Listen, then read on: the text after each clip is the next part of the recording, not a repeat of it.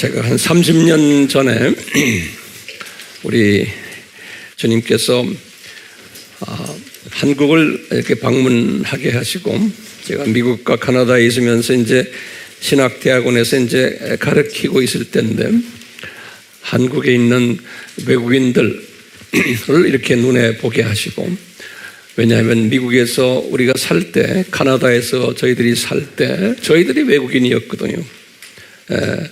저도 유학을 가서 공장에서 일하고 식당에서 일하고 청소도 하고, 이 우리나라에 와 있는 외국인들이 하던 일들을 저도 다 그 나라에 가서 경험을 했어요. 그래서 그 외국인들을 보면은 항상 남의 일이 아니구나, 이게 내 일이구나 라는 생각을 하도록 주님이 그렇게 하셨어요. 그래서 이제 이 외국인들을 상대로 주님께서 신학교를 운영하게 하고, 이런 가운데 30년이 지나갔어요. 그래서 이렇게 보면은 그 열매가 이제 눈에 이렇게 많이 보이고, 매주마다 그 열매 중에 일부를 여러분들에게 소개하고 있잖아요. 오늘도 마찬가지로 그 네팔 분들 중에서 주님께서 이곳에 우리 아미센터로 보내가지고 훈련케 하시고, 우리 동대문에 네팔 교회를 개척해 하셨어요. 그때 우리 교인 중에 윤매실, 그 당시에는 권사님이었는데 나중에 이제 선교사님이 되셨는데, 참 이 자매는 참 말로 표현할 수 없는 특별한 자매예요. 이제 자매가 아니죠. 이제 60이 넘어서 이제 70 가까이 가는 분이신데, 그 젊었을 때 그 외국인 사역에 대해서 그렇게 뜨거워요. 그 유난히 그래요.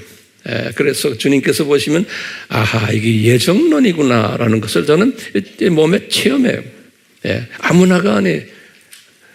200명이 앉아 있는데 딱 그 자매 하나만 이 외국인에 대해서 관심이 많고, 그러더니 나중에 자기 그 사랑하는 딸을 네팔 형제에게 줬어요. 그래서 이제 결혼케 하시고, 본인이 그 네팔 사역에 아주 그냥 완전히 온 가족이, 자기 아들 또 둘 쌍둥이 아들이 있는데 그 아들들까지 거기에 바치게 하셨어요. 그 동대문에 우리 네팔 교회를 하나 개척해 하시고, 그곳에서 많은 열매를 맺게 하셨어요. 기가 막히게. 그러니까요, 이 윤매실 선교사님은 참 대단한 여자분이세요. 제가 네팔 갈 때마다, 요즘도 네팔 갈 때마다 절 따라와요. 가방 들고. 가방도 그냥 이렇게 잔뜩 들고요. 왜냐하면 거기에 지금 약품도 들어있고 옷도 들어있고 신발 들어있고 그냥 온갖 것들이 다 들어있는 걸 들군요. 그 누가 시켜서가 아닌데 주님이 은혜를 베푸셔서 그 자매를 그렇게.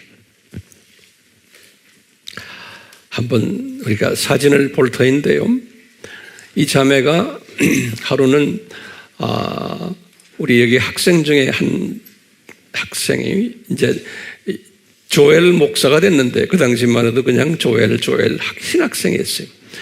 이 학생은 내가 이렇게 가르쳐 보니까 아주 똑똑하고 아주 머리도 명석하고요, 영어도 잘하고, 이 네팔에서 아버지가 제사장, 힌두 제사장 집 아들이. 그런데 한국을 주님이 보내셔가지고 복음을 만나게 하고 우리 신학교에 와서 완전히 사역자가 된 거예요. 근데 이 형제를 통해서 많은 열매를 맺는 가운데 우리 윤매실 선교사의 눈에 들어가지고, 하루는 제가 그 센터에 갔는데 내 마음속에 이 집 딸놈하고 따님이 아주 똑똑하고 대학원까지 나오고 아주 지식인이에요. 딸놈하고 이 형제하고 붙여줬으면 어떨까 하는 생각이 탁 저에게 들어가는 거예요. 그래서 제가 입을 열지는 못하고 있는데 뭐라고 그러냐면, 요 윤매실 선교사님이 날 보고 그러는 거예요. 목사님, 지금 조엘하고 우리 딸하고 저 남산에 데이트 나갔습니다. 그러는 거예요. 성령님이 역사하시는 거 보면 참 이 상상을 못해요. 그래서 그래, 데이트 나갔어? 왜? 둘 붙여줄래 그래? 그랬더니 말은 안 하지만 속으로 이미 그런 마음을 딱 가지고 있는 거예요. 나중에 이제 붙어가지고 아기까지 둘 낳았어요. 그러더니 그 사이에서 나온 열매들은 기가 막힌 거예요. 예. 그 열매들을 오늘 조금 좀 보게 될 거예요. 보시겠어요? 네. 우리 조엘 목사님이 젊은 목사님이고 그 당시에 한국말도 잘하고 똑똑하고 이러니까 매스컴에서 이제 이 아들을 불러다가 이제 네팔 이야기도 좀 하게 하고 좀 띄우려고 말이죠. 막 그랬어요. 또 기독교계에서도 이 아들을 불러다가 자기네가 좀 이용하려고 자기 교회에 어떤 도움이 되기 위해서. 그런데 이 윤매실 선교사님이 아주 보통이 아니세요. 절대로 매스컴 타면 안 된다. 예, 그래서 딱 잡아가지고요. 한국식 시어머니 역할을 기가 막히게 해놔서요. 요 아들이 변질되지 않고 지금까지 깨끗하게 있는 거예요. 대부분의 사람들은 매스컴을 타고 유명해지면 다 변질돼 버렸어요. 전부 다. 그런데 주님께서 쓰시는 분은 절대로 유명세를 타게 안 해요. 네. 그래서 우리 팀들 중에 여기서 공부하고는 유명세를 탄 외국인들이 있어요. 우리나라에서. 그래서 가끔가다 외국인 뭐 프로그램 나오면 거기도 나오고 그래요. 우리 여기 졸업생 중에 그놈들은 다 한풀 갚버렸어요. 그러니까 절대로 유명세 타면 안 돼. 네. 그러니까 유명세를 타지 않은 그 아들과 가족 모습을 한번 보시겠어요. 그 열매들을요. 네, 한번 보세요. 이제 이 동대문 팀들이 그 안에서 또 공부를 해가지고 이 졸업식은 이 자리에서 와서 이제 하는 거예요. 거기에 보면 타이 네팔 분들이 이 노동자로 왔던 분들이 이렇게 변해가지고 이제 그 열매들이 전 네팔 공동체, 세계의 공동체에 지금 영향을 주고 있어요. 그 중에 일부입니다. 그 다음 보시면 이제 이 가족이 제가 지금 말하는 가족이요. 여기 제일 이쪽 왼쪽에 윤매실 선교사님이. 네. 여기 지금 우리 조엘 목사님과 그 사모에 전여진 우리 아미 팀들 잘 알죠? 여기서도 예배 보고 우리 아바에 아주 열심히시고 거기에 지금 티칭 하시는 분이 저분은 그래서 네팔 사람들에게도 가르치고 또 남편에게도 가르치고 그런 그 참 요새 살이 조금 좀 붙었어요. 이제 나이가 되면 저렇게 되는 모양이에요. 거기에 지금 자녀분들 둘 보세요. 이제 우리나라에 이런 열매들이 이제 많이 나올 것 같아요. 이 네팔 말은 잘 모르고 어머니가 한국 사람이니까 완전 한국 아이들인데 저렇게 생긴 한국 아이들. 우리 교회에 지금 여러 명 있죠? 이 다 우리 AMI 선교의 열매들이. 제가 이렇게 보면 내 손자, 손녀들이죠. 네. 저런 모습들이. 저기 지금 동대문 교회의 모습이에요. 네. 교회 지금 예배 드리는 모습이에요. 지금 이 시간에도 저기에서 그렇게 예배를 드리고 있는 거예요. 이 열매들 중에요. 일부가 네팔로 들어가가지고 네팔에 우리 사역자들과 이제 이렇게 만난 거예요. 그래서 거기에서 또 훈련받아가지고요. 제일 이 오른쪽에 지금 빨간 걸 입으신 분이 우리 네팔의 시암 목사님이시고, 그 다음에 이제 그 밑에 보면 그 바로 밑에 우리 디모데 목사님, 다 이 학교, 시암 목사님은 이 학교 출신이 아니고 거기에서 이제 우리한테 훈련받은 분이고, 요 밑에 지금 여기 있는 요 형제는 디모데 목사님이라고 여기에서 5년을 무릎 꿇고 나하고 같이 기도하면서 저 열매를 맺은 분이. 근데 저 형제가 엄청난 지금 열매를 또 맺고 있어요. 이 형제의 열매들 얘기 다 해요. 이 형제의 열매들. 그러니까 요 자리에서 이런 열매들을 맺은 것을 여러분들에게 한번 보여주는 거예요. 그러니까 여러분들도 언젠가는 주님의 때가 되면 이런 열매들을 맺는 그러한 분들이 되시기를 도전을 하는 마음으로 지금 이 사진을 이렇게 보여주고 있어요. 아멘? 예. 그 다음 사진 보시면 이 열매들이다. 예. 이 디모데 목사님의 이 열매들이 예. 시암 목사님이 거기 있지만 디모데 목사님의 열매들이, 예. 그 다음에 또 보시면 다 디모데 목사님들의 열매들이 다 이렇게 학교 졸업한 졸업증과 그 다음에 이제 우리 책이거든요. 그 네팔어로도 우리 책이 많이 나갔는데 여전히 제목을 딱 보니까 뭐냐면 Theology of Anthropology 그랬어요. 다시 말하면 Cultural Anthropology라는 말이 뭐예요? 문화 인류학이에요. 제가 거기 가서 이제 이 사람들은 종족이 많기 때문에 사람들에 대해서 이제 제가 자세히 설명하면서 문화 인류학을 한 10년 전에 자세히 가르쳤거든요. 그것을 제가 책자로 만들어가지고 뿌리는 거예요. 왜냐하면 이분들은 이런 학설이 굉장히 중요해요. 우리보다는. 그래서 이제 그 문화적인 측면에서 복음과 사람을 어떻게 보느냐라는 강의를 제가 했거든요. 이게 내 전공 에어리예요. 전공 분야인데 제가 강의한 것을 책을 만들어서 지금 이렇게 우리에게 지금 보여주는 거예요. 네. 이게 디모데 목사님의 또 이 동대문 팀들의 연합 열매들 중에 일부예요. 예. 이 자리에서 일어나는 열매들이다. 그러니까 사람에게 투자하는 것이 이렇게 열매를 맺는다는 것을 우리가 저는 그걸 깨닫고 있어요. 예. 그냥 뭐 집 지어주고 뭐 지어주고 뭐 이거 아무 소용 없어요.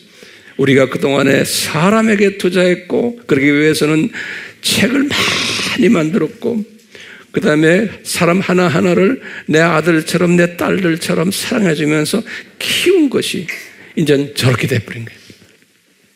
여러분들이 거기에서 저를 도와주신 거예요. 참여 직접 하셨고 물질 바치셨고 고마워요. 주님께 영광이죠? 네, 정말 감사해요.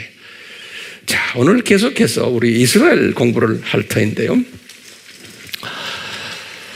오늘은 좀 이스라엘 공부 중에서 이 성전 솔로몬 성전에 관한 그 위치에 관한 이야기를 가지고 주님이 우리에게 가르쳐 주는 주님의 메시지가 있어요. 그러니까 굉장히 중요한 가르침이기 때문에 제가 천천히 정성을 들여서 말씀드리려고 그래요.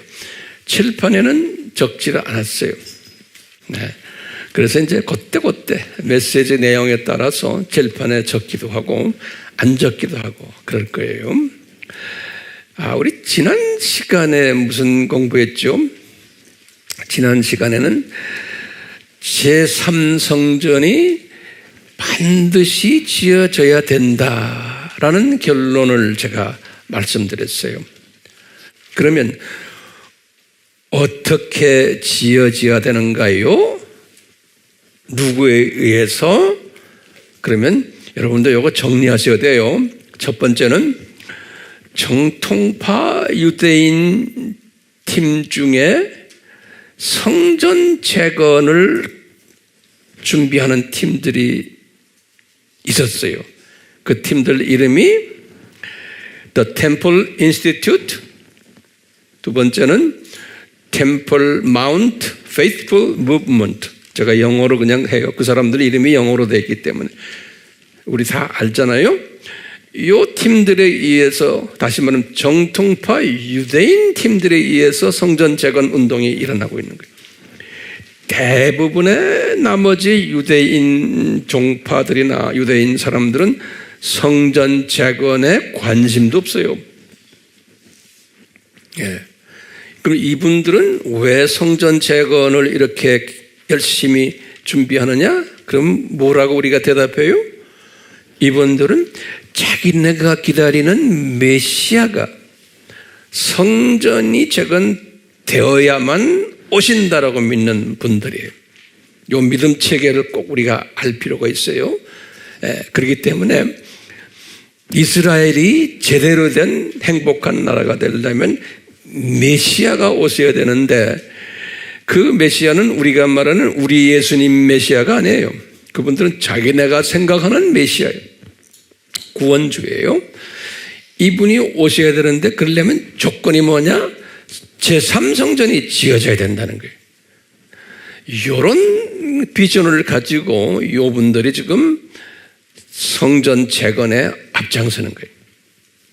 유대인 팀들이. 자, 그러면 또 유대인 팀들만이 아니고 성전 재건에 앞장서는 팀들이 기독교인들 중에도 있는 거예요. 두 번째 팀들이. 이 기독교인 팀들은 누구예요? 세대주의, 다가 아니고 세대주의의 성전 재건 또 앞장서는 그룹들이 있어요. 미국에요. 우리나라에도 거기에 따라오는 분들도 좀 있어요. 요분들은 왜 성전이 지어져야 되냐? 그러면 이 사람들은 믿음 체계가 뭐예요? 왜 성전이 지어져야 돼요? 유대인들과 같아요? 유대인들과 달라요. 요 사람들은 믿음 체계가 뭐냐면 성전이 지어져야만 된다. 왜냐하면 예수님의 공중 재림을 하기 위해서는 꼭 성전이 먼저 지어져야 된다고 믿는 그룹들이에요. 그러니까 전천년주의자들이고 환란 전 들림받는 그룹들이. 이런 말 들으면 무슨 말인지 알겠죠? 그 환란 전에 예수님이 공중 재림에 오신다 라고 믿는 그룹들이. 이게 이제 세대주의 그룹들이. 그러니까 목적이 다르죠. 목적이 다르지만 이분들이 유대인들과 같이 일을 하고 있는 거예요. 왜요? 성전 재건을 위해서는 서로가 한 마음인 거예요. 목적이 다르지만. 그러니까 같이 해요. 우리나라에 지금 오순절 그룹들이, 미국의 오순절 그룹들이 아이합이니 여러 가지 지금 이제 우리나라 사람들이 말할 때 뭐라고 그래? 신사도 운동이라는 말 들었죠? 예. 이런 거 하는 분들이 다 이쪽과 관계되어 있어서 이렇게 성전 재건에 열심히 해요. 예. 이분들이. 그 다음에 이제 세 번째 그룹이 있어요. 성전 짓기 위해서 열심히 그룹들이. 뒤에서 열심히 도와주는 그룹이 뭐냐면 요 두 짐승 그룹이에요. 두 짐승은 뭔지 여러분들 아시죠? 이 두 짐승 그룹 중에서도 두 번째 짐승인 종교적 적그리스도 그룹들이에요. 이 그룹들이 암암리의 뒤에서 성전 재건을 앞장서서 이분들이 도와주고 있어요. 그래서 이분들과 세대주의 또는 오순절 계통의 성전 재건 팀들과 가까워요. 같이 왔다 갔다 해요. 이게 신기하죠. 복음은 다른데 그런 측면에서 서로 교제해요. 그렇기 때문에 상당히 혼돈스러워요. 오늘날이에요. 이 세대주의 그룹 등의 이 지도자들이 바티칸을 왔다 갔다 해요. 가서 이 교황에게 인사도 하고요. 예. 이런 일들이 여기저기서 오늘날 일어나고 있어요. 그러니까 사람들이 볼 때 상당히 혼돈해요. 그렇지만 요 두 짐승 그룹들, 다시 말하면 신세계 질서 팀들은 왜 성전이 지어져야 된다고 믿어요? 이 사람들은 또 목적이 달라요. 이 성전을 지어놓고는 자기네가 이 세상 낙원화시키는 데에 센터로 만들려고 그러는 거예요. 평화센터로. 그렇기 때문에 성전을 지어야 되지만 그 성전을 지으려고 하는 이 세 그룹들의 목적이 서로 다른 거예요. 동기가 다른 데에 성전 지어야 된다는 그 성전 자체에는, 지어야 된다는 자체에는 서로가 관심이 똑같은 거예요. 지어야 된다는 그게. 근데 왜 지어야 되는가에 대해서는 서로가 달라요. 그러니까 주님께서 그렇게 디자인하셨어요.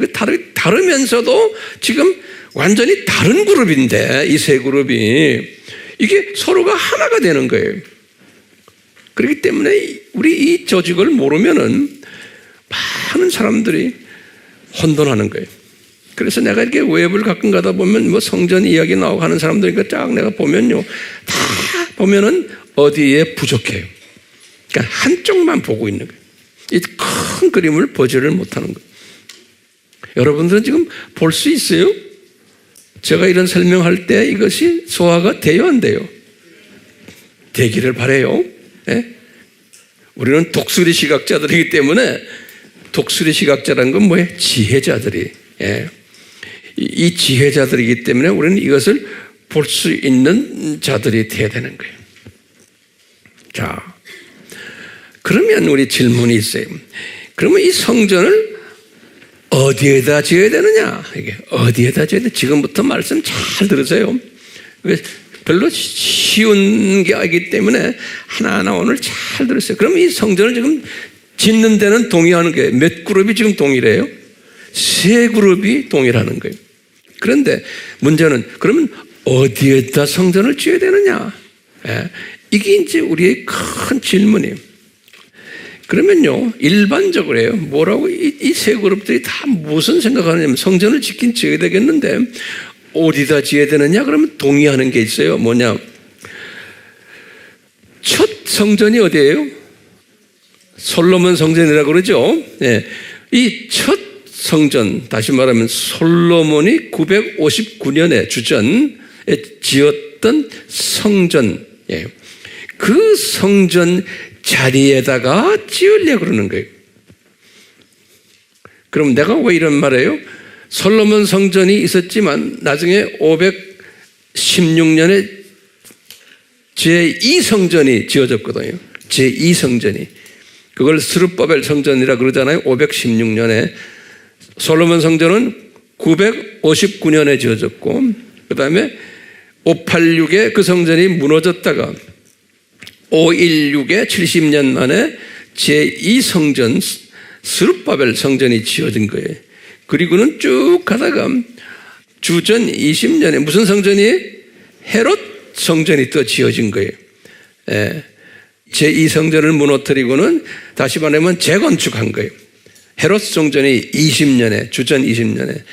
그렇기 때문에 지금 이슈가 뭐냐면 정확하게 솔로몬이 지었던 성전의 위치가 어디냐가요. 오늘은 이 부분을 우리가 이제 자세히 다룰 거예요. 그래서 이 솔로몬 성전 요 자리에다가 지금 제3성전을 지으려는 분들이 요 자리에다가 지으려고 그러는 거예요. 근데 그 자리를 찾아야 되는 거예요. 왜? 그동안에 제1성전이 있은 다음에 제2성전, 지금 그 다음에 헤롯 성전, 그 사이에 지진도 일어나고 뭐 이래서 지형이 다 바뀌었거든요. 조금씩 바뀌었기 때문에 정확한 솔로몬 성전 자리 찾는 거는 쉽지가 않은 거예요. 지형들이 다 바뀌어버렸어요.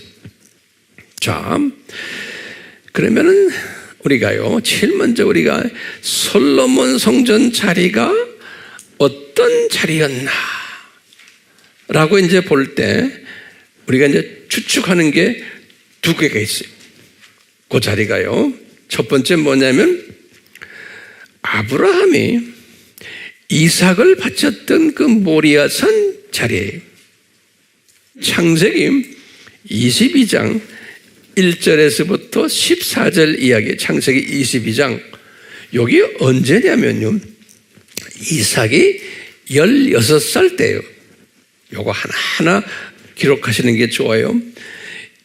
이삭이 16살 때는 거기 언제냐면 주전 2050년이에요. 2050년. 그 계산은 여러분들이 나중에 하세요.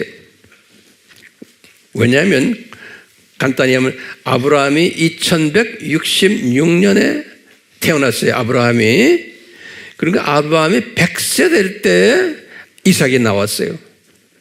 그렇죠? 그러면 언제 이삭이 태어난 거예요? 2066에 태어났어요. 이삭이. 주전으로 생각하면 거기에다가 16세 때 지금 이 모리아산에 바치는 사건이 있었으니까 정확하게 2066에 빼기 16 하면은 2050이에요. 됐어요? 예. 2050에 이삭 바치는 사건이 일어난 거예요. 예. 그러니까 지금 이삭을 바쳤던 그 자리가 우리가 요 자리가 솔로몬 성전을 짓는 자리인데 그 지성소 자리를 보는 거예요. 지성소도 정확하게 보면 어딜까요? 속죄소예요. 왜요? 속죄소에서 죄사함이 일어나죠? 그래요, 안 그래요? 예. 우리 염기부에서 배웠죠? 레위기 16장에서 우리 정확하게 배웠죠? 그러니까 죄사함이 일어나는 정확한 장소는 어디예요? 법궤 위에 속죄소에서 일어나는 거예요. 피가 거기에다 피 흘리는 피카바라는 게. 그러니까 정확하게 예수님의 보혈이 그 속죄소에서 일어나는 거예요. 다시 말하면 죄사함이 그 속죄소에서 일어나는 거예요.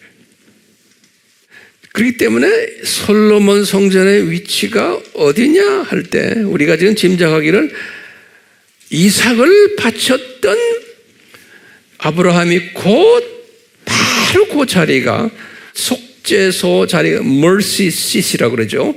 속죄소 자리가 아니었나 우리가 추측을 하는 거예요. 오케이?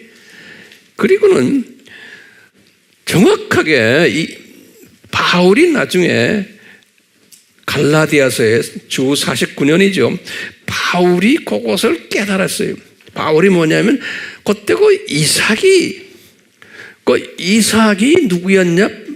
아브라함이 바쳤던 그 이삭이 예수님의 그림자였다 그런다고요. 예수님의 그림자. 그러니까 그 이삭이 예수님이었고 순양이 이제 대신 이제 피 흘렸죠. 그러니까 그 자리가 예수님의 십자가 흘렸던 자리로 보는 거예요. 갈라디아서 3장 16절에. 예. 자, 이제 이런 가운데 요즘 주전 2000년이 지금 아브라함 그러다가 예수님께서 다윗이 이제 죽기 직전에 요 다윗이 언제예요? 다윗이 죽기 직전에 이제 뭐라 그러냐면 여기 한 다윗이 970년에 죽었거든요. 주전 970년에 죽기 직전에 다윗에게 예수님께서 명령을 했어요. 다윗아, 너 이제 이 가나안 땅 전체를 다 점령했잖아. 그러니까 이제 너가 예루살렘의 그 옛 성전들 거기에 그 땅이 지금은 이스라엘 사람들의 땅이 아니고 여부수 족속이 점령했었고 여부수 족속 거기서 그 여부수인이 소유하고 있는데 거기에 특히 그 자리에 아라우나라는 사람이 타작마당으로 쓰고 있는 자리예요. 그 자리가 그러니까 그 자리라는 게 누군지 알겠죠? 이삭을 바쳤던 그 자리가 한 1000년 지나가고 나니까 그 자리가 지금 여부수 족속들이 그 예루살렘 지역에서 점령하고 있었는데 그 중에 아라우나라는 사람이 타작마당으로 쓰고 있는 자리예요. 다윗 시대에 거기에 사무엘하 24장 18절에 그런 말이 나와요. 예, 아라우나. 이 사무엘하는 누가 기록한 거예요? 사무엘이 기록한 거예요. 사무엘은 언제 사람인가? 주전 1105년 사람이에요. 1100대 사람, 1100 사무엘이. 그러니까 사무엘에게 기록시킨 거예요. 왜?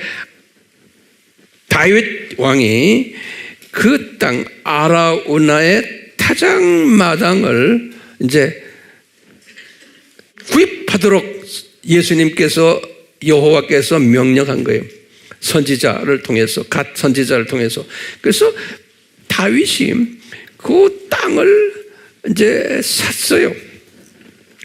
얼마에 샀냐면 그 땅을 은 50세겔에 샀어요. 은 50세겔에. 사무엘하 24장 24절에 그런 말 써 있어요. 나중에 성경 하나하나 보세요. 얼마 주고 샀다고요? 은 50세겔에 샀다 그랬어요. 누가 기록했어요? 사무엘이 기록했어요. 사무엘이 주전 1000년 때 사무엘이 기록했어요. 그런데 이제 우리가 혼돈스러운 게 하나 있어요. 나중에 이 에스라는 주전 480년대 분이에요. 이건 신학자예요. 학자예요. 에스라가 역대상, 역대하를 기록한 분이에요. 이 에스라가 역대라는 것은 역사책이에요. 그러니까 모세오경부터 신명기 이거 다 보고 그 다음에 여호수아서 그리고 쭉 해서 사사시대의 모든 역사들을 쫙 보면서 정돈한 거예요. 학자로서 역사를 다시 재정돈한 것이 이스라엘 사람들을 위해서 그게 역대상, 역대하에 학자적인 눈으로 쭉 정돈을 했어요. 정돈을 했는데 에스라가 언제예요? 주전 480년이에요. 약 500년이에요. 근데 이 에스라가 이 사건을 지금 아라우나 타작마당 사건을 기록한 게 있어요. 근데 이 사건을 보면은요, 다르게 기록했어요. 어떻게 기록했냐면, 역대상 21장 15절에는 뭐라고 말했냐면, 요 땅을 오르난의 타작마당이다 그랬어요. 오르난의 타작마당이다. 역대상 21장 15절에. 그리고는 계속해서 역대상 21장 25절에는 이 땅을 금 600세겔을 주고 샀다. 이렇게 돼. 금 600세겔을 주고 샀다. 오르나로부터. 그러니까 이제 우리 자유신학 하는 사람들은 성경이 그러니까 이게 하나님 말씀 아니에요. 이거 틀려먹었어요. 뭐야, 이거 다르게 써놨잖아요. 이 자유신학 하는 사람도 이런 걸 받아가지고 말한다고요. 이 영성이 없는 사람들은. 예. 그러면 여기에 대한 우리 학자들이 여러 가지 리서치를 하지만 정확한 대답들이 없어요. 저는 딱 주님하고 대화하면서 주님께서 저에게 까다로운 점이 있어요. 이게 뭐냐면요, 저도 학자 중 한 사람 아니에요? 그렇게 믿으세요? 네. 예.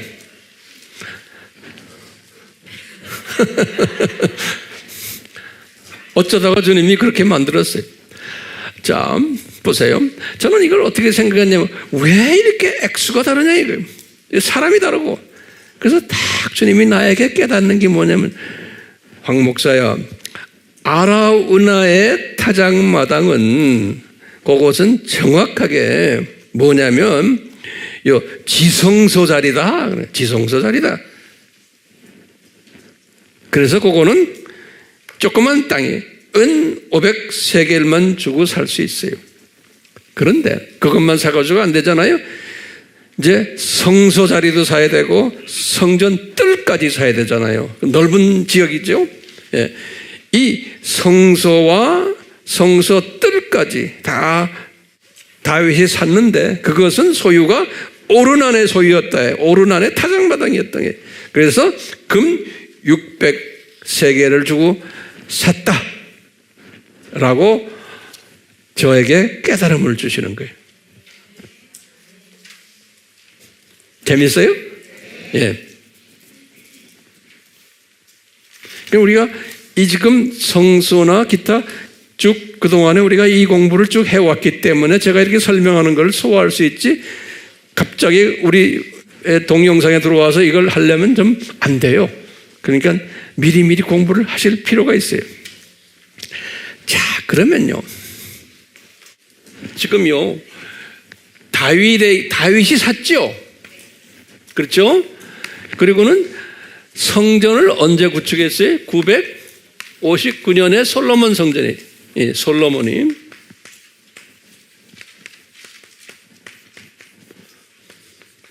그러니까 다윗이 이 땅을 사도록 성령님께서, 예수님께서 인도하시고는, 그리고는 아들 솔로몬이 그 땅 위에다가 이제 성전을 건축한 거예요. 예. 성전을 건축했는데, 그러니까 이 성전의 지성소가 어딘가 이제 알겠죠? 그 다음에 지성소 안에 법궤가 있고, 그 다음에 그 위에 속죄소가 있죠? 그러면서 우리가 배웠죠? 우리 레위기에서 그 피를 어디다 뿌려요? 속죄소에다가 대제사장이 뿌릴 때 백성들의 자범죄들이 다, 자범죄, 원죄가 아니에요. 자범죄들, 욤키프 이야기예요. 자범죄들이 용서를 받았어요. 그러니까 예루살렘 성전은 원죄가 용서받는 곳이 아니에요. 이거 굉장히 중요한 개념이에요. 이건 자범죄가 용서받는 곳이에요. 예. 원죄는 언제 용서받았어요? 출애굽 때, 6월절 때 용서받은 거예요. 그렇지만 용서를 받을 때에 요 양의 피가, 어린 양의 피가 어디까지 가야 돼요? 속죄소까지 가야 되는 거예요. 속죄소 위에 피가 불림을 받을 때 자범죄가 용서되는 거예요. 자범죄가. 그런데요, 신기하게도 요 586 사건 때 여기 이제 바벨론 침입한 사건이죠. 바벨론, 그래서 성전 파괴됐죠.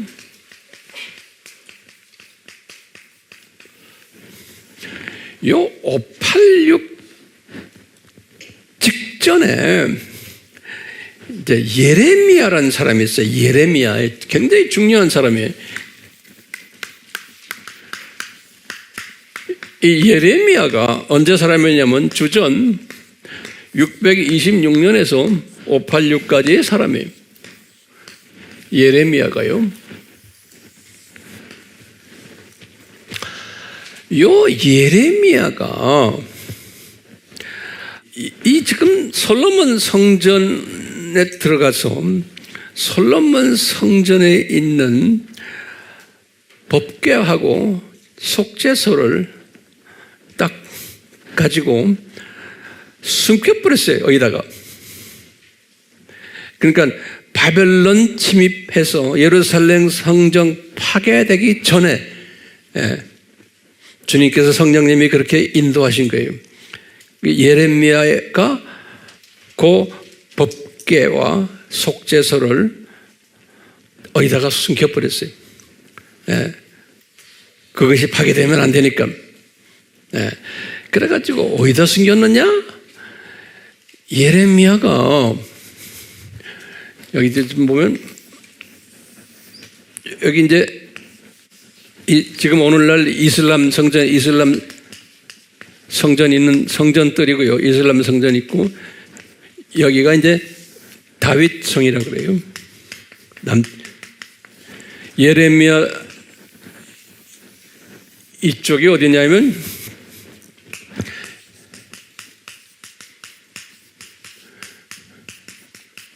예레미야가 동굴을 발견해가지고 이 예루살렘, 지금 이게 다 이제 예루살렘 아니에요. 이렇게. 이 안에 동굴을 발견해가지고 그 동굴 속에다가 숨겨버렸어요. 뭐를 숨겼어요? 법궤와 속죄소를 동굴 속에다가 숨겨버렸어요. 그래서 나중에 이제 유대인들이 그 동굴을 예레미야 동굴이라 그런 거예요. 영어로는 제레미야 케이브라고 그래요. CAVE. 나중에 웹에 들어가서 보세요. 근데 웹에 들어가는 보는 게 함부로 다 보다 보면 이런 배경을 모르면 나중에 또 딴소리 하게 됐어요. 그렇기 때문에 그거 잘 들으셔야 돼요. 하도 혼돈스럽기 때문에 그래요. 영적으로 오늘날이요. 그것을 이제 예레미야 동굴이라 그러는 거예요. 그래서 이제 지금까지도 유대인들은 예레미야 동굴 알아요. 어렴풋이 뭔지를. 근데 이 예레미야 동굴에다가 숨겨버린 거예요. 근데 이것을 숨긴 것을 어떻게 아느냐? 이게 이제 중요한 거예요.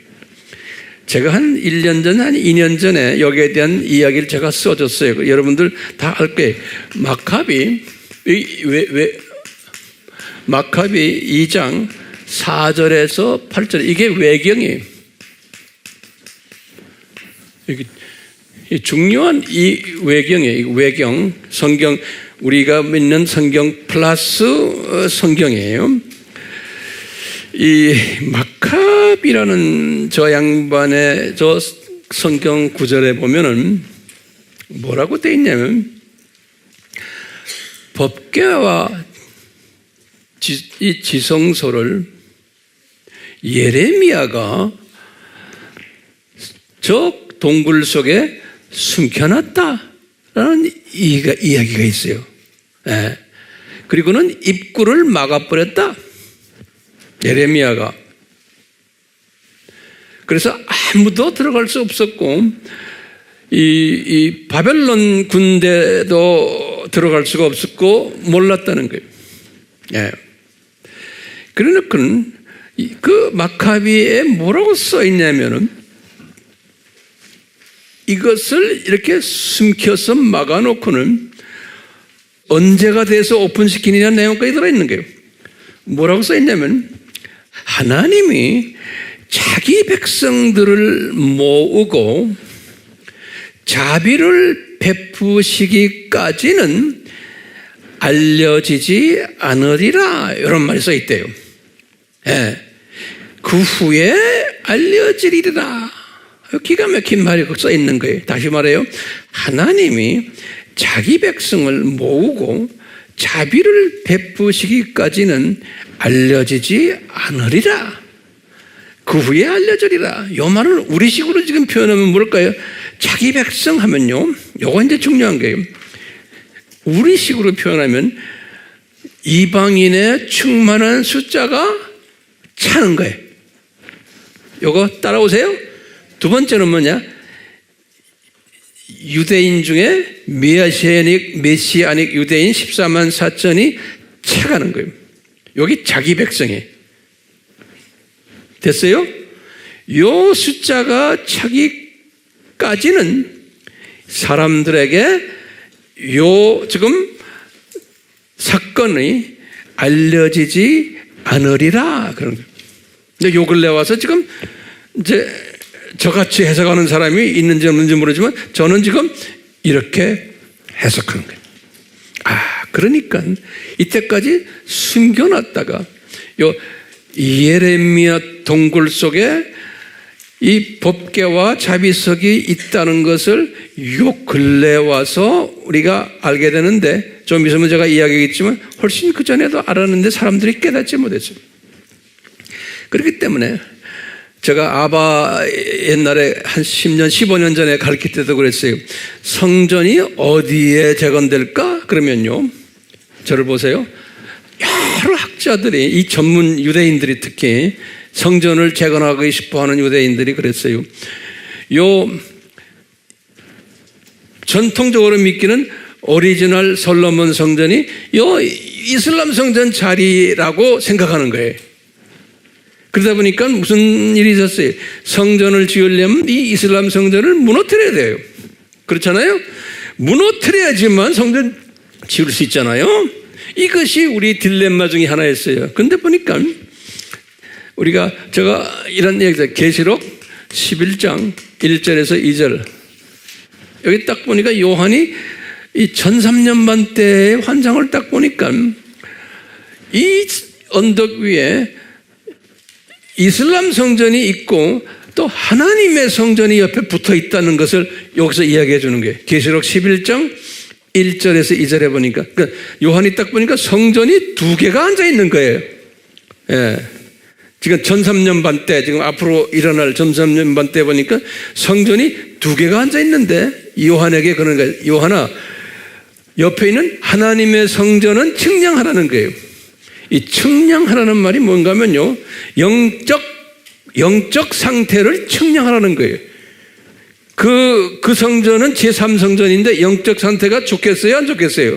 안 좋은 거예요. 그렇기 때문에 측량하라는 거예요. 그거 봐라. 그 안에는 잡놈들이 지금 예배를 보고 있는 것이다. 그렇지만 성전이 거기에 있을 거라는 거예요. 그런데 이것만 보면은 뭐냐면, 아하, 제3성전이 이 이슬람 성전 있는 그 옆에 있겠구나 라고 우리가 추측을 하는 거예요. 그것을 제가 15년 전에 뭐라고 그랬어요? 무슨 학설이다?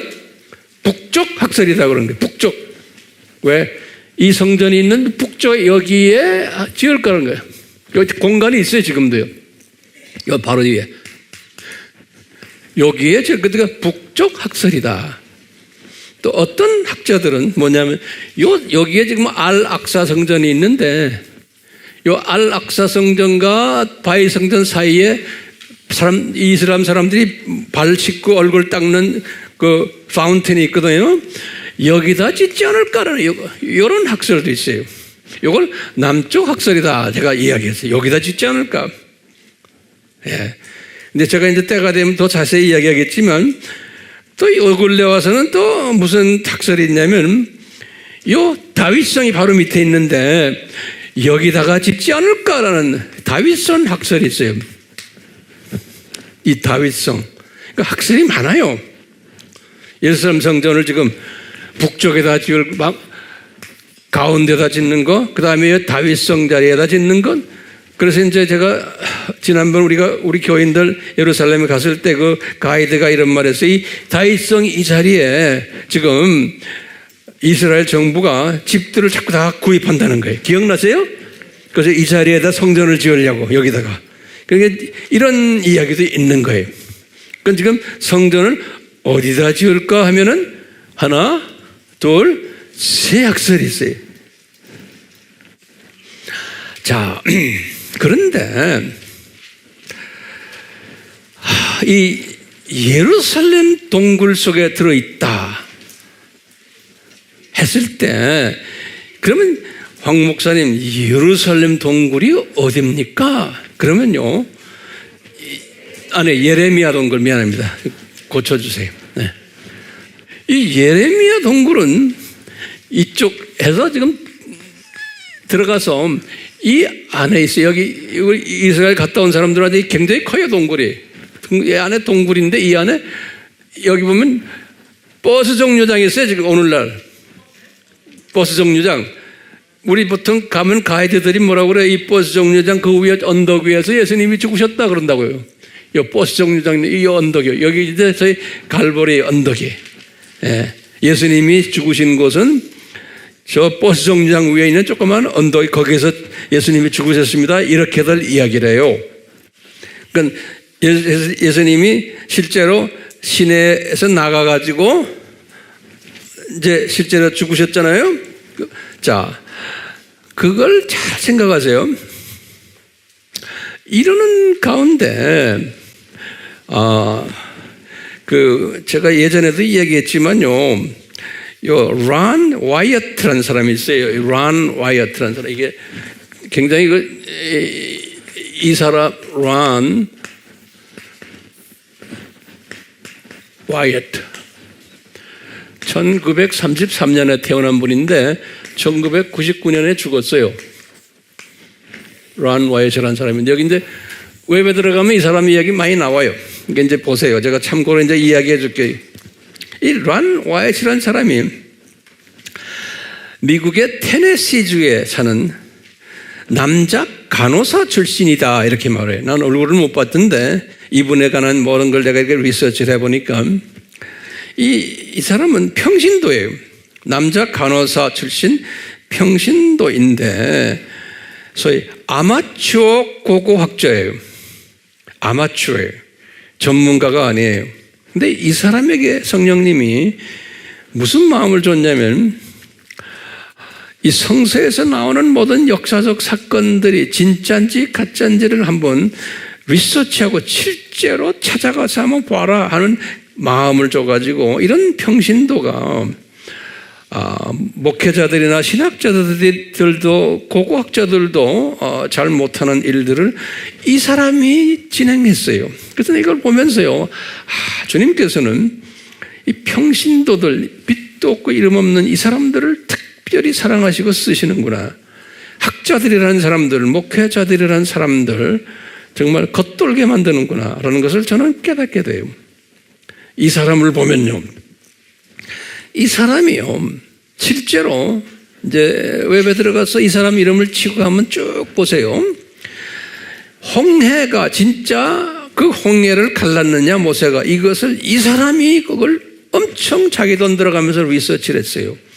그러니까 보니까 홍해 밑바닥에 이 애굽 사람들의 말바퀴랑 애굽 사람들의 그 따라왔던 그 죽은 뼈다구랑 이게 다 밑바닥에 있는 걸 다 찾아냈어요.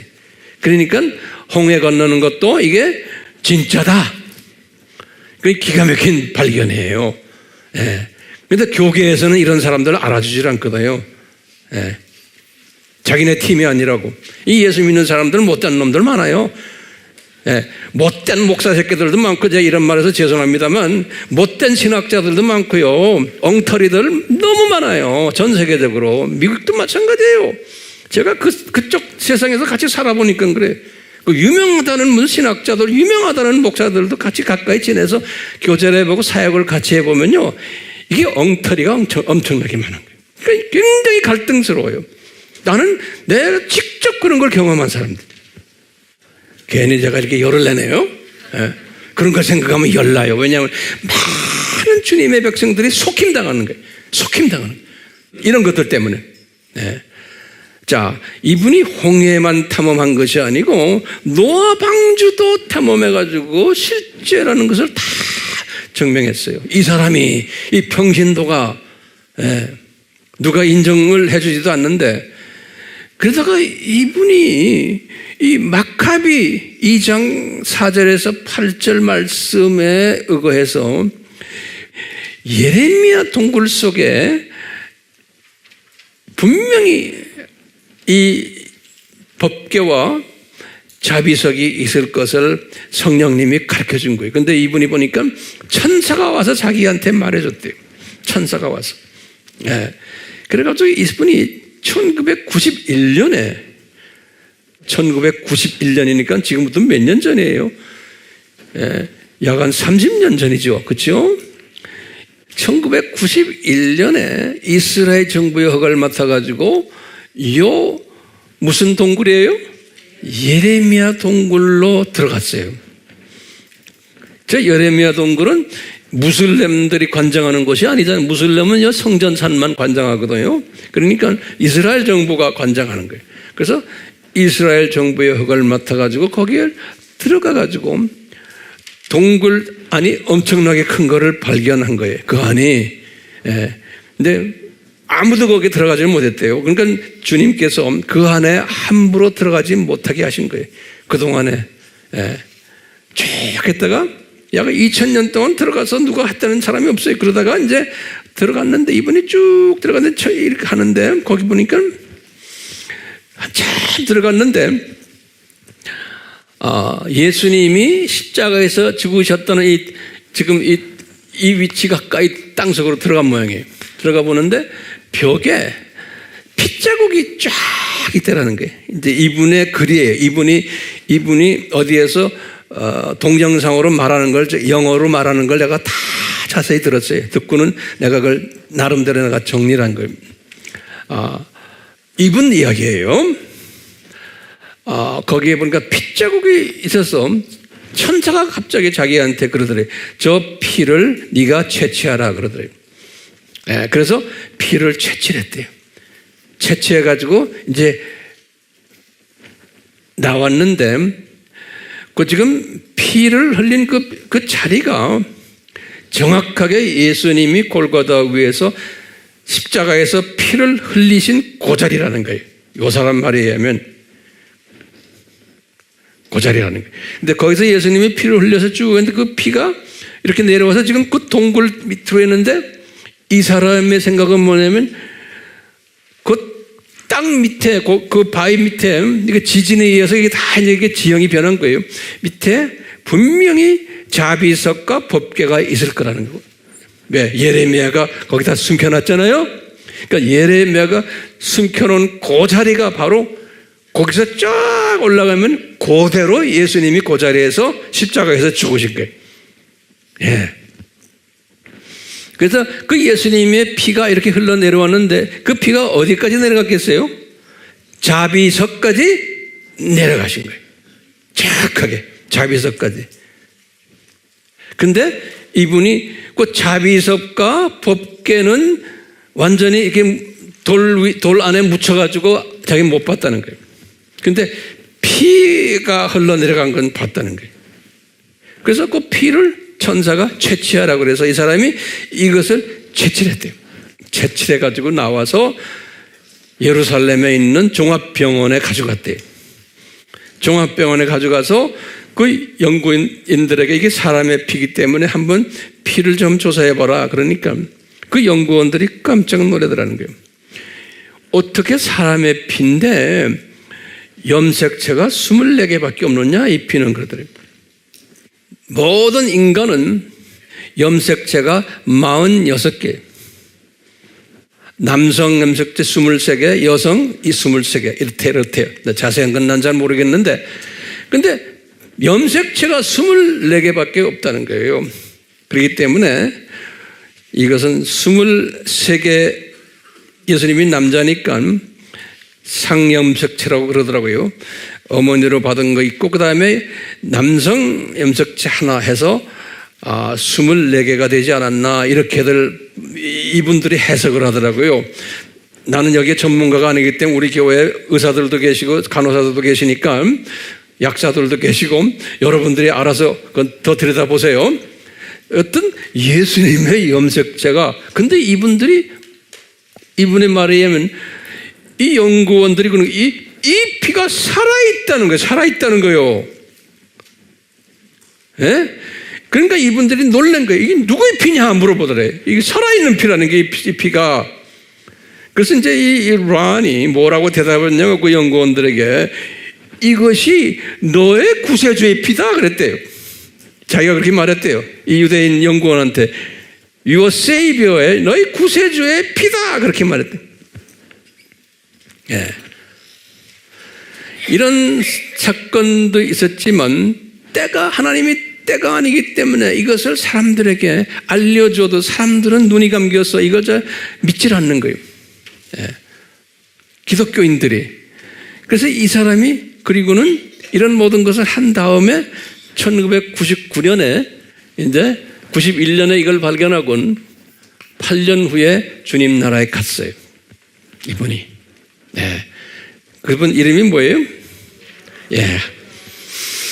란 와이엇 그래요. 아주 지금은 이제 많이 알려진 이름이에요. 란 와이엇. 여러분 손바닥에 다 저 사람에 대해서 있으니까 보세요. 자, 그러면 이제 이거를 깔아놓고 이제 우리가 좀 봅시다. 아까 그랬죠. 이방인의 충만한 숫자가 차고 14만 4천 메시아 유대인의 숫자가 어느 정도 찰 때 되면은 이 예레미야 동굴 사건을 조속에 숨겨져 있다는 것을 이제 알게 될 거라는 거예요. 우리가 지금 이것을 알고 있는 모든 사람은 아니지만 일부라도 알고 있는 이 세대에 살고 있는 거예요. 기가 막혀요, 안 막혀요? 기가 막히죠. 네? 그러면 제가 한번 여쭤볼게요. 앞으로 지을 제3성전, 이 3성전에는 예수님의 피가 있는 피의 제사를 드리는 성전이에요? 아니에요? 아니에요. 이거 중요한 말이에요. 앞으로 짓는 제3성전은 예수님의 피와 관계가 없어요. 그렇기 때문에 이 성전은 이 예레미야 동굴 저 위에 지을 수 있어요, 없어요? 못 지어요. 지금 제가 볼 때는 제3성전을 피와 관계없는, 예수님의 피와 관계없는 성전이에요. 그렇죠? 근데 신기하게도 우리가 이제 볼 때, 아하, 이 첫 성전인 솔로몬 성전은 그러면 어디다 지었을까? 라고 생각하면 여러분들 한번 나에게 좀 대답해 주세요. 그 성전은 어디에다 지은 것 같아요? 예? 제가 볼 때는 분명히 이 동네에다 이렇게 지은 것 같아요. 그래서 여기 지금 지성소 있고, 여기 이제 속죄소 이렇게 있고, 이 누구의 성전이? 오리지널 솔로몬 성전은. 그래서 이 지성소 자리, 속죄소 자리가 여기 같아. 그래서 예레미야가 조리로 옮기지 않았나 하는 생각이 들어요. 그 지하에다가. 예. 그런데 이게 지금 의문점이 있어요. 잘 좀 보세요. 지금 이 성전을 지을 때는 959년이에요. 그렇죠? 그런데 보세요. 아까 내가 말했죠. 이 성전, 이 자리가 이삭을 바친 자리라고 그랬죠? 그게 그러면 몇 년 전에? 1000년 전이죠. 실제 성전하고. 그러니까 이삭을 바친 자리가 거기라고 우리가 보는 거예요. 그 자리. 그런데 내가 볼 때는 1000년 동안 이 이방인들이 이제 그 자리를 가지면서 또 지진이 일어나가지고 그 자리가 변형이 됐던 것 같아. 내가 볼 때는. 그래서 솔로몬이 지은 성전은 분명히 이 자리가 아닐 수가 있어요. 내가 볼 때는요. 왜? 옮겨갔기 때문에. 이 지진이 일어나고 이래서. 그래서 오리지널 법궤와 지성소 자리는 어디에야만 돼요? 이 자리에 돼. 예? 그런데 솔로몬 성전을 지을 때는 내 생각에는 이 자리에다 짓지 않았던 것 같아요. 왜? 지형이 이미 완전히 달라졌어요. 지형이 달라져가지고 이제 우리가 예측하는 거예요. 예? 그래서 솔로몬 성전이 뭐 여기도 될 수 있고 여기도 될 수 있고 다 이렇게 될 수 있어요. 그렇지만 그 솔로몬 성전 지은 자리가 오리지널 예수님이 피를 흘려야 했던 그 자리는 아닌 것 같아요. 그렇기 때문에 그 성전을 무너뜨려 버린 거예요. 그 성전을 잠깐 그림자로 보여만 주고는 무너뜨리신 것 같아요. 이 란에 의해서, 이 란 와이어스에 의해서 이제 우리에게 이것을 시사해 주는 거예요. 좀 있으면 내가 이제 다시 이제 더 자세한 이야기를 지금 드릴 거예요. 이렇게만 우선 알고 계세요. 그럼 다시 말하면 솔로몬 성전 자리가 오리지널 꼭 세워야 되는 그 자리는 아닌 것 같아. 예. 그래서 그 성전도 무너뜨려 버렸어요. 그리고 그 후에 성전도 또 무너뜨리고 다 무너지잖아요. 제3성전 자리도 정확한 저 자리에다가 짓지를 않을 것 같아요. 정확한 저 자리라는 건 이 자리예요. 예수님이 십자가에서 피를 뿌리신 자리예요. 이 자리가. 예? 자, 그러면 이제 봐요. 그러면 황 목사님, 예수님이 저 정확하게 피를 뿌렸던 저 자리, 지금 이 예수님이 피를 뿌린 이 자리가 뭡니까? 그러면 저는 이렇게 생각하는 게, 저 자리가 에덴 동산 중앙 자리다. 저는 보는 거예요. 거기다 좀 적어놓으세요. 에덴 동산 중앙이다. 제가 예전에 이스라엘 시리즈 지금 30몇 번 나왔지만 이스라엘 시리즈 4번째와 5번째 이 가나안 이야기를 하면서 이 중동 지역을 뭐라고 그랬어요? 광역 에덴이다. 기억나세요? 그 다음에 요 가나안 땅은 광역 에덴에서 중심되는 지역 에덴이다. 기억나세요? 그 다음에 지역 에덴에서 또 중심되는 유대 지방을 무슨 에덴이라고 그랬어요? 지방 에덴이다 그랬어요. 그리고는 이 유대 지방에서도 예루살렘을 예루살렘을 이제 중심 에덴이다 그랬어요. 그런데 이 중심 에덴에서 아담과 하와가 다 이제 만들어졌는데 그 중심 에덴에서 또 에덴에서 동쪽에 또 뭐가 하나요? 에덴에서 그래서 에덴의 동쪽 그러는 게 동쪽이 뭐냐? 에덴 동산이다 그랬어요. 동쪽을 에덴의 동쪽을 거기가 에덴 동산인 거예요. 그치? 거기 에덴의 중앙이라 그래요. 다시 말해요. 에덴 동산인데 그 에덴 동산에서 또 중앙이 있다고 그랬어요. 성서에 보면요. 창세기 2장 9절에 그러니까 에덴 동산에 중앙이 있어요. 그러니까 그건 뭐냐면 우주의 중심에 별들을 많이 만드는데 거기에 지구가 있고요. 지구에 지금 이렇게 내려와서 지구에서도 가장 중심이 지금 에덴 동산의 중앙이에요. 그 중앙에다가 생명나무와 선악의 지식을 아는 나무를 세우셨어요. 창세기 2장 9절에. 그 다음에 거기 그걸 세우시고는 생명나무의 열매는 먹게 하고 선악의 지식의 나무 열매는 먹지 못하게 했어요. 그 중심에서 창세기 2장 16절 또 창세기 3장 2절에 그러면서 먹으면 죽는다 그랬어요. 창세기 2장 17절에서 그런데 이 자리에서 아담이 먹었어요 안 먹었어요? 먹은 거예요. 그렇기 때문에 이 자리가 에덴 동산의 중앙 자리가 이게 아담이 죽은 장소예요. 타락한 장소예요. 창세기 3장 5절에서 6절 타락한 장소. 다시 말하면 아담이 죽은 자리가 지금 어디냐면 이 자리인 거예요. 이 자리. 그래가지고 아담을 살리려면은 예수님이 그 자리 위에서 피를 흘리셔야 돼.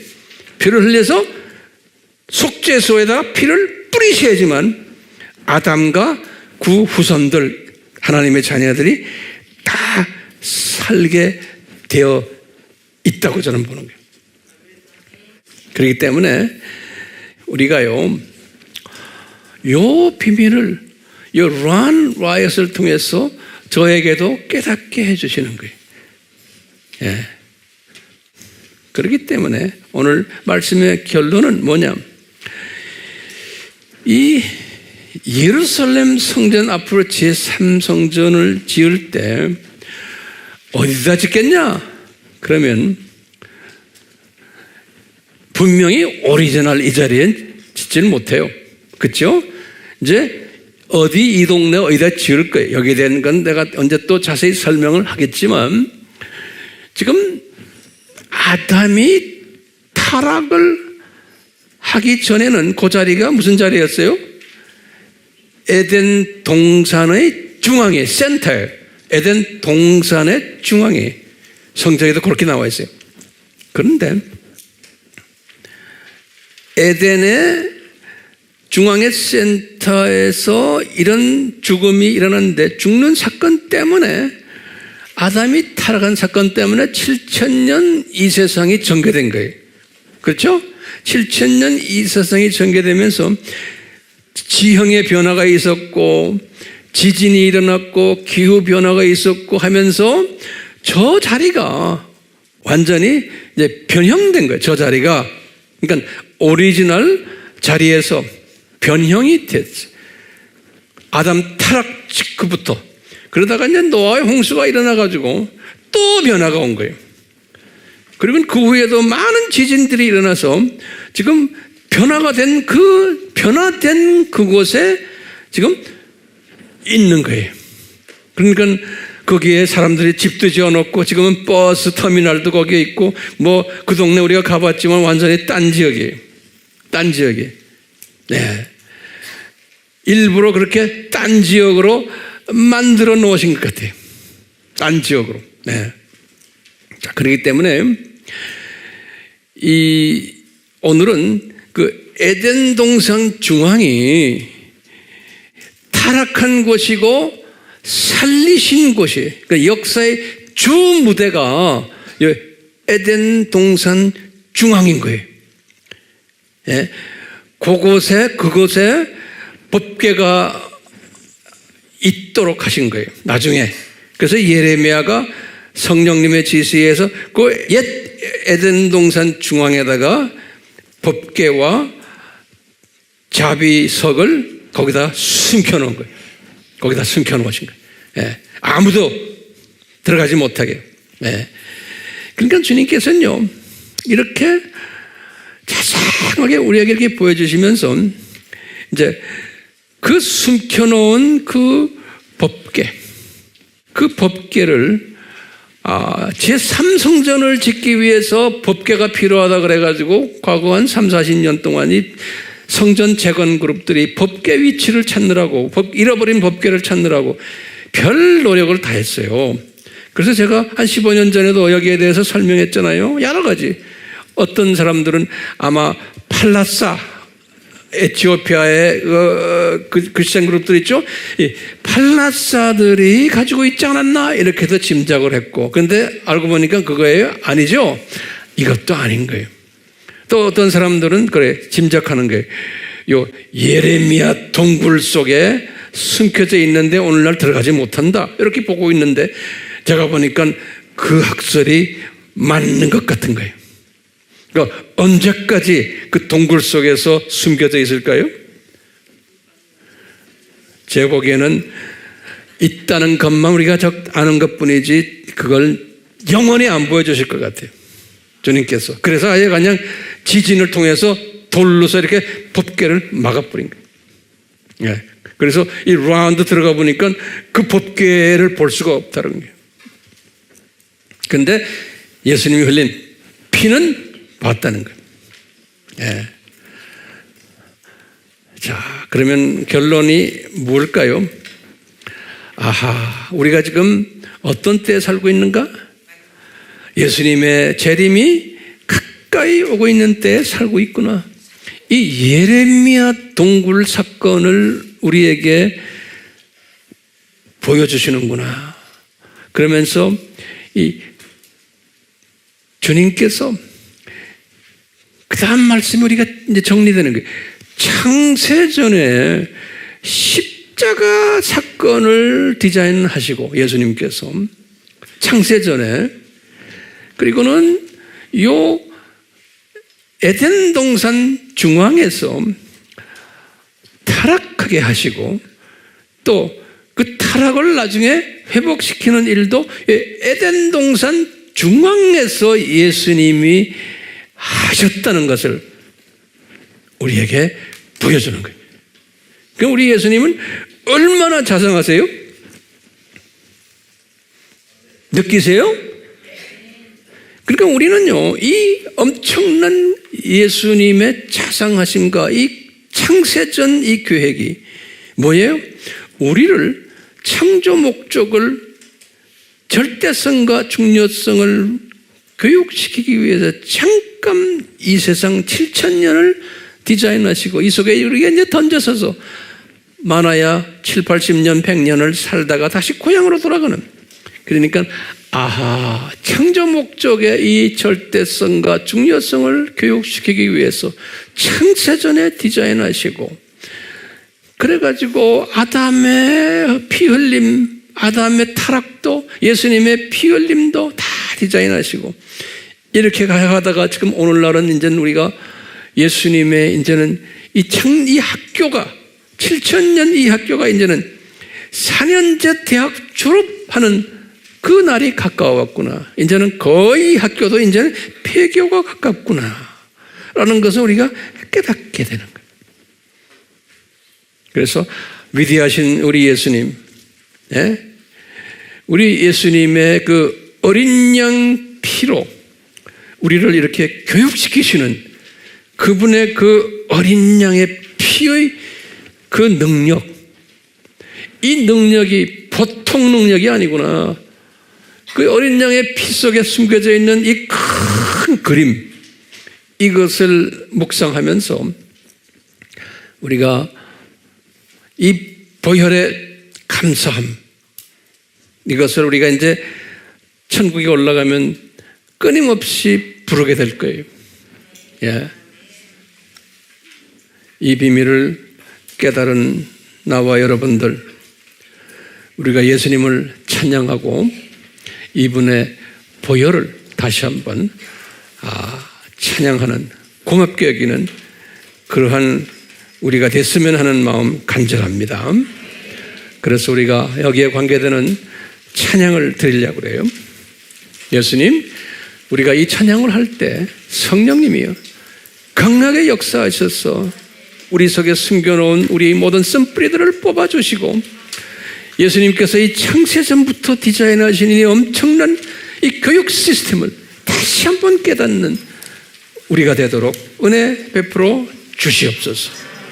예수님의 이름으로 기도드리옵나이다. 아멘.